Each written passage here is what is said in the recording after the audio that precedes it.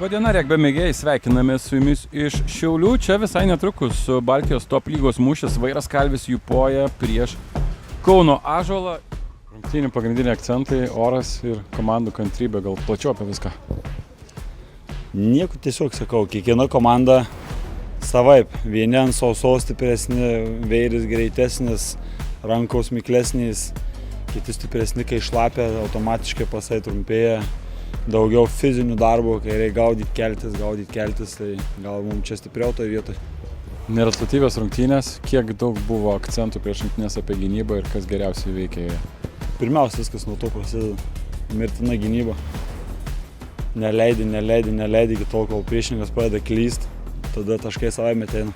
Nerezultatyvios rungtynės, tikėjotės kažką panašaus šiandien? Tikėjomės tokio sunkaus, klampaus rungtynių, tokių sunkių, lietus. Pirma pusė visai patiko mum, struktūra neblogai, kitoks oras, dar ir pasai, aišku, tų priekį neišvengsi, ten klaidelių bus, bet antroji pusė kažkaip atrodo palūžom gal. Asmeniškai labai toks chaosas biškai jautėsi komandai, nežinau, nesusitvarkėm šiek tiek gale, bet manau, yra ir pozityvo tikrai nemažai. Bonus pointų neužnešė, gynyba visai nebloga, tikrai solidžiai sakyčiau. Spyriai gal nepasisekė mum ir tiek, manau.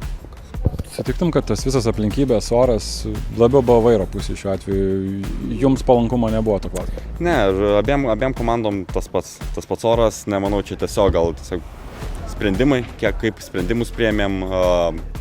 Daug yra ko pasimokyti iš tų varžybų, turėsim savaitėlę pertrauką dabar, manau tikrai turėsim ką veikti iki kitų varžybų ir manau ištaisysim tas klaidas. 16-5 laimi šios rungtynės Vairas, lieku prie savo nuomonės, Ąžuolas nusipelnė bent jau bonus taško.